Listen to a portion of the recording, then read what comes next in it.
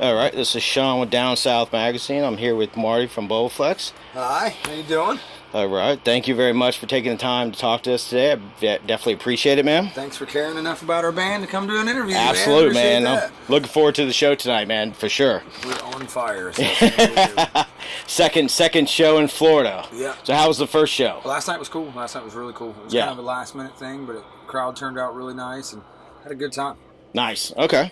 And the weather, we left Ohio about 2 weeks ago, and it's like 4 below zero there. So I'm pretty happy. No complaining here, even though. Yeah, that's it. Exactly. That's it. So I'll jump right into questions, man. So we kind of were just talking. So how has the entire tour been going so far, and is there been any kind of highlights for you guys? So far it's been really, really good. We started out in the Carolinas, and we're really starting to do well down there. But yeah, I mean, touring's always fun. The highlight, hopefully, is tonight. But every show's been really good. We thought, it was going to take us a little time to shake the dust off because we've been off for a couple weeks. Nope, right back in the machine, and I'm using in-ears now, so my voice is feeling really good. And I would say the highlight has been the weather. The fans are always cool, and I never pick a favorite place because I pretty much love everywhere that we go.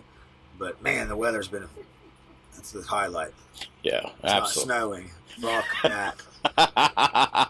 That's what I always feel for bands that are from up north, especially when they come here and it's like they're like, oh well, at least we're not dealing with the snow, the cold weather. Might be a little chilly for us, which 60 degrees is freezing to us here. So but you guys have the summer times where it's so hot you can't go outside. Yeah, you wait till the sun goes down. So it's kind of a give and take. You guys have the winter, we have the summer that kills us. So right. That's okay. I'll take the summer any day.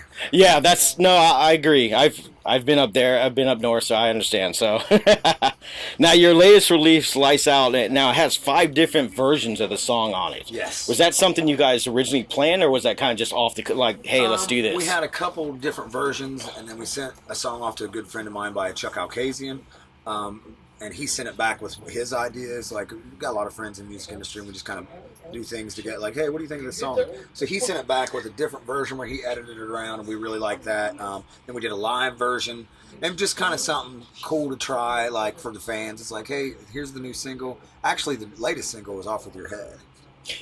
Yes. Which is I cut Jake's head off in the video. It was amazing.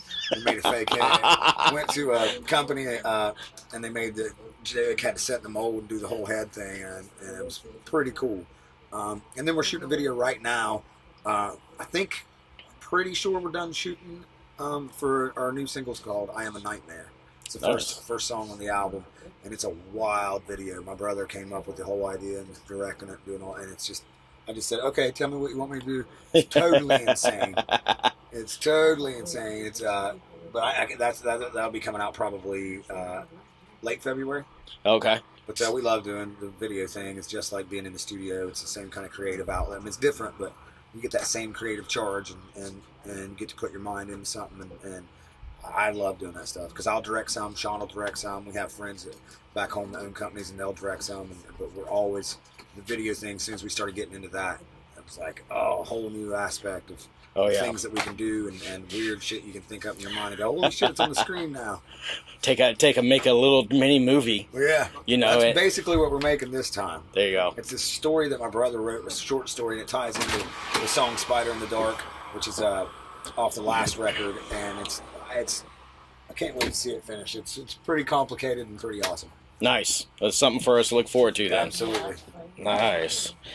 Now, I'd say over the last 7 to 8 years, you guys have really been making waves, with touring, getting your name out there, really playing shows.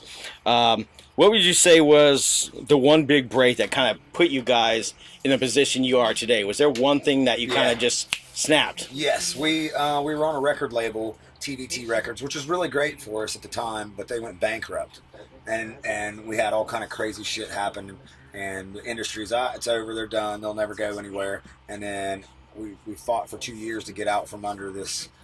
When a record label goes bankrupt, nobody knows what's going on. The bank owned Bobaflex. And so it was a pretty fucked up situation. Then we finally got loose from that and fucking released Bury Me With My Guns On. When that song hit, people that never heard of us, and radio stations that wouldn't play us. All of a sudden, boom! It was everywhere, and it was one of those moments. In your face, motherfucker. We're back. There you go. Yeah. So that was the song that allowed us to keep continuing and not get regular jobs.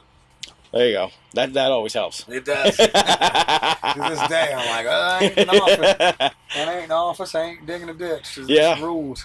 Hey, you get to do what a lot of people, man, just wish that they could. I mean, it's the best job I ever had. A lot of people don't realize it is a business. Absolutely. But it's a 24-hour-a-day business. Exactly. But you're getting to live that business. You're controlling your business. I'm the boss. Exactly. Nobody's telling you exactly what you need to do. I say. I'm in a rock band, motherfucker. Nobody tells me what to do.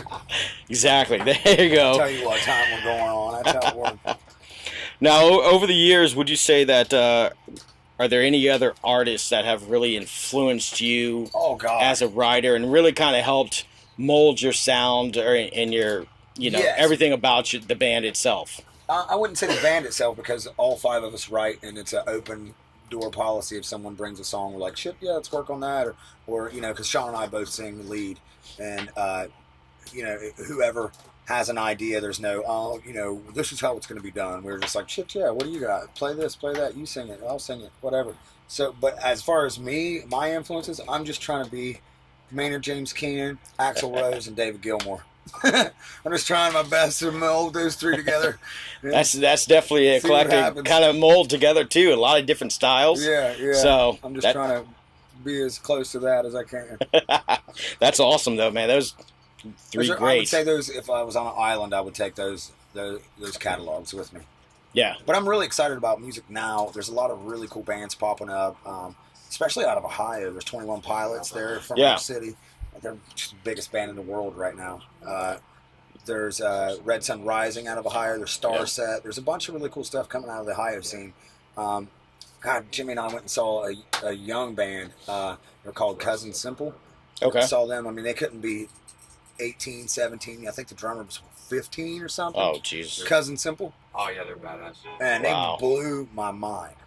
And so Jimmy and I have been starting going to different rock scenes in Columbus, Ohio, like the alternative rock scenes and just kind of different places, and checking out bands that I wouldn't normally see in the metal clubs and the rock clubs, and pretty impressed, man. Ohio's doing it. Columbus, Ohio is doing it.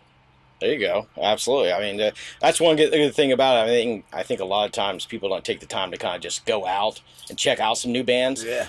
There's a lot of great artists out there just doing their thing. And I mean, I've had in the last, since was it 2019? It is 2019. Yeah. Since 2019 started, I've gone out quite a few times just to check out bands, and I've had my jaw dropped twice. Yeah. Like, holy shit. Who might I ask? Cousin Simple. Cousin Simple both? Yeah, you gotta check them out. Wow, okay. I don't know if the name is, in this day and age, the name's a little offensive, but man, the band jammed. That's all right. Hey, everybody listening to this, watching this, Cousin Simple, go check them out. Kick ass, man. I was like, whoa. Wow. I'll definitely have to check them out, that's for sure. I try to get out as much and see as many new bands, but there's just, you flip a coin, there's a band somewhere. Absolutely. Doing their thing, so. That's a great thing. The music scene is thriving. Everyone says rock is dead. I just went to a show with 70,000 people out called Rock on the Range, and it did not look dead to me. No, and that's kind of an asinine thing to even say. It's dead. Yeah. Come on. Well, it might not be on the top of the charts like it used to be, but right. But music swings in cycles. Oh yeah, always has. It dips down for a while, comes back up. That's just how it is, though. Like it'll never go away. Rap is at the top of the charts, and it deserves to be, man. There's some really cool things going on in rap music, and some really innovative shit. And rock and roll was taken. It's coming. It's coming back to the top. Yeah. It's all starting in the B&C markets, what they call the B&C markets, in the smaller and rural areas. That's where it's back alive again. And the Wisconsins and Iowas and down south of Florida and maybe not Chicago, but right outside Chicago, there's a kick-ass rock club sold out every weekend. Right. Yeah. So we're having the time of our lives, and it's definitely not dead. No, long ways from it. That's for sure. So.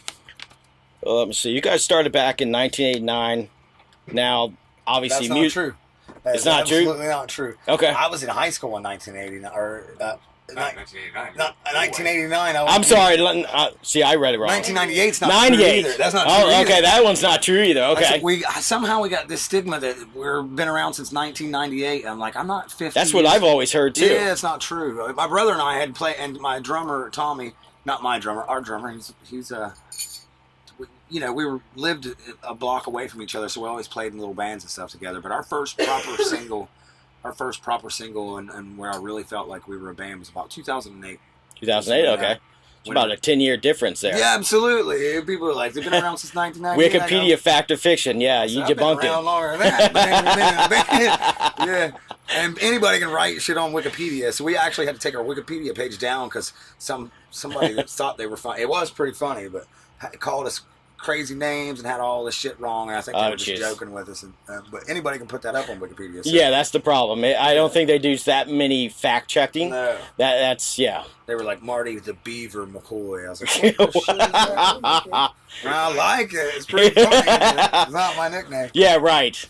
So unfortunately, the 1998 thing, we get that a lot. And I'm like, God, what do you think? We're 55 years old or something? It's like we haven't been around that long, and like I said, our first proper single was 2008, was Home on TVT Records, and that was the first time we got a real actual push and had a real, like I said, proper single. And so it's about a 10-year difference. About a 10-year difference. Yeah. So yeah. You don't look that old anyway. So I've been moisturized. I ain't that old. Exactly. So let's see. So that kind of ties into the question. So 2008. Yes. So what have you seen? And we kind of discussed a little bit about that. You were touching on some bands.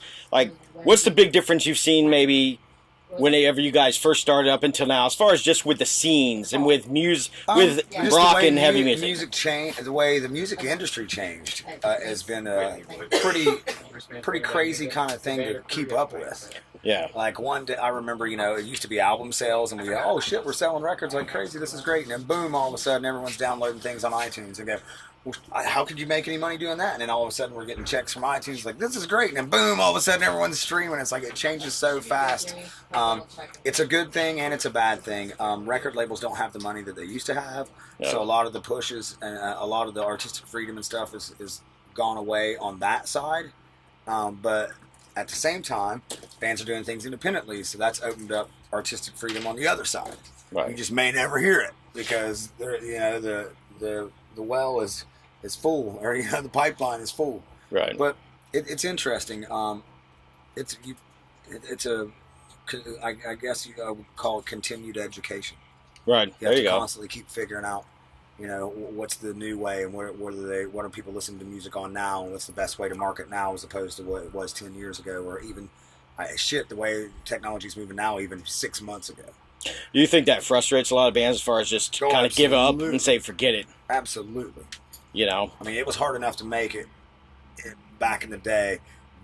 Back in the 80s and 90s and stuff, record labels still had money and they would take chances on people, and you would, and that was hard enough anyway. Now it's like, purse strings are tight. It's got to be something that something extraordinary or something that it fits into it.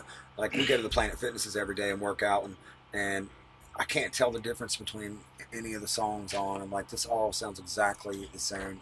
They all have the same.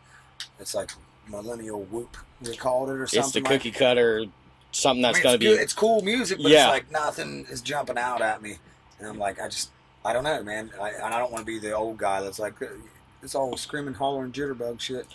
But to me, it just seems very, like, I don't know. And then every now and then I'll find an artist where I'm like, shit, that was really, really cool. Right. But I don't know. It's definitely a strange time in the music industry. There's still good music coming out, though. Absolutely. Yeah. I mean, you just kind of have to dig a little bit deeper now to find it. Yeah. It's not right there at the top. Yeah. It's not. And the things that you're, radio and things like that, is like you have so much of a choice of where to find music. It's almost like, you ever go on Netflix and look for something, just say, fuck it, I'm not watching anything because there's too many choices. Yeah. Yeah, so it's kind of that kind of thing that's going on. So many choices and so many places to find music. It's kind of overwhelming. Right. I kind of miss the days of the force-fed radio down your throat. True. Like, I don't like this song, and then 2 weeks later I go, I fucking love this song, so they beat me over the head with it. I miss that Played it to death. Yeah, I'm like, oh man. Well, it's like the old school MTV when they actually played videos. God, that was so great. Yeah. You know, shouldn't even call it music TV anymore because it has absolutely nothing to do with that anymore. I loved, and like I remember running home from school and turning it on and like see who's on the top of the charts today. Yep. And get into all kinds of genres of music. Wasn't just a rock. Just didn't wait on Headbangers Ball. Watched that shit all day long. Right. I was excited when Headbangers Ball came on, but I watched MTV all day long. It was like Duran Duran, this band's amazing, and U2 is great. Yep. I really like this fucking Whitney Houston song. It was cool. It actually opens you up to more bands because you actually got to visually see them also, not just hear them. Now, everything's just kind of mixed in together. You're not sure who's who. Yeah. So it's like the, and I wouldn't say that the bands sound the same. I would say the production is what, to me, is what I can't tell the difference of like that. You know, it's the same keyboard sound I just heard 3 times in this last song, you know, in the last 3 songs. So, yeah, I don't know. It's interesting. The music industry is an ever-changing animal, and I'm happy to grab a hold of it and ride it. Absolutely. Yeah. Take it and run. Absolutely. Ride the music dragon. Let's see now. So kind of a last question I'll touch on here with you is now I'm going into 2019. Yes. What can we see from the band? What do you guys have in store for us for this year? I think we're getting taller, younger, better looking. Moisturizing. Learned that a long time ago. We're working on a new record. New videos coming out. I Am a Nightmare, which is out fucking rageous. Can't wait to see it all come together. But my brother's heading that up, and I'm just kind of, you know, they're exhausting. I'll do one video, he'll do the other.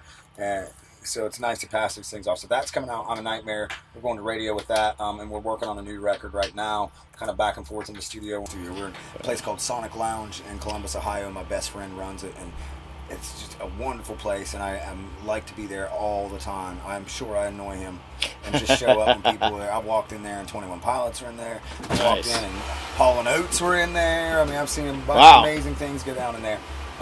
So that's what we're doing. We're working on a new record, and then we're just, like we always do, road dogging it, touring, getting out and shaking hands and looking people in the face and meeting people and making real connections. There you go. And I think that's the way, you know, for us anyway, that's the way it's our following has always been. Yeah. You know, we don't have rich parents, and we don't, you know, have millions of dollars poured into. It's a blue collar kind of thing, and that's what kind of people we are, and that's the kind of people we attract, and to me that's great. I love that grassroots kind of fans that most of them, even if it's 1,000 people in the room, I know personally, damn near know all of them. Right. So I think that's pretty cool.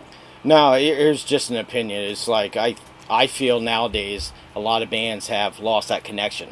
Yeah. With the fans. I feel like people in general with the whole Facebook social media thing. Well, true. It's a little bit different. Like, I don't pick my phone up quite as much as I used to, and I purposely set my phone down so I'm not fucking with it. And I can go into a restaurant and just watch everybody looking at their phone.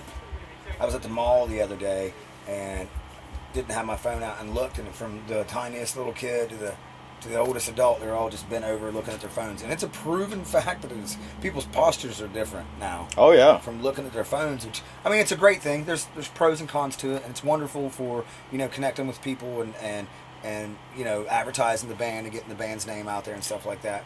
But as far as connections, I would say it's a little different nowadays.